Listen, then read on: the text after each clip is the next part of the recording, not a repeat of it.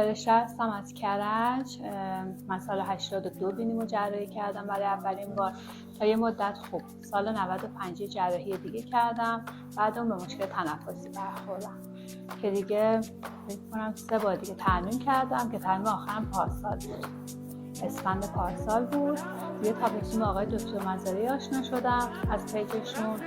بعد یه رفتم مطبشون باشون صحبت کردم. 1 سال I only smoke when I drink, and I only drink when I overthink. I only smoke when I drink, and I only drink when I overthink. I only smoke when I drink, and I only drink when I overthink. I only smoke when I drink,